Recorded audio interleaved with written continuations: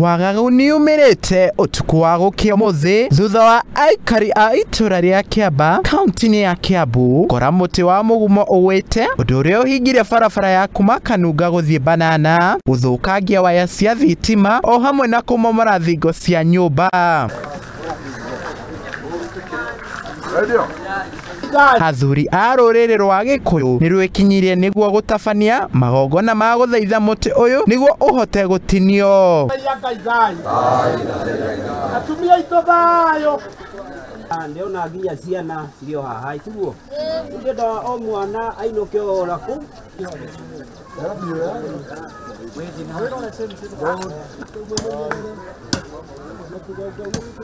igana na athuri aya a Gikuyu ni maugite gitumi kiria gicungiririe muti uyu kugwa ni giko kiria kiumanaga na takataka iria iteagwo hakuhi na muti uyu.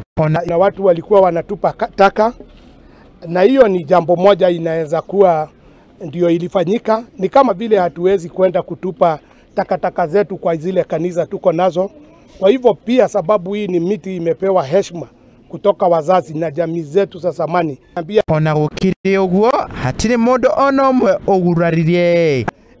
Tukaomba sana Mungu atusamehe, na vile tumekuja wote na tukaona vile iko, tukasema hii ni mapenzi ya Mwenyezi Mungu sababu hakuna mtu ameumia. Athuri aya ni maikitie ritana kuri aikari a itura riri kwaga gutumira ngo ici cia muti uyu otiga atumia aria mena miaka 70 na guthii na iguru. Msijaribu kuni hizi zitakatakato vizuri sana ili hata unaweza kubeba, lakini usije kubeba. Waacha sikae mahali zitawekwa zote mpaka siosee hapo. Kama hakuna mama ako na miaka 80, 90 ama 90 asije. Wewe kama ni mdogo tafuta njia zako za kutafuta kuni.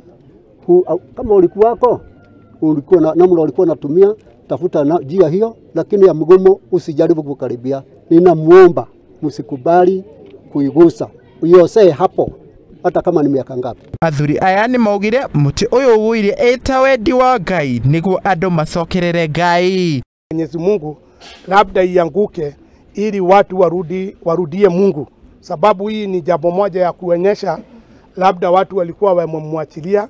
Hata uchafu ile ilikuwa inawekwa hapa kwa hii miti tumeiona, na mudhamaki ameomba hii maneno. Muthi TV jitago Joshua Juguna.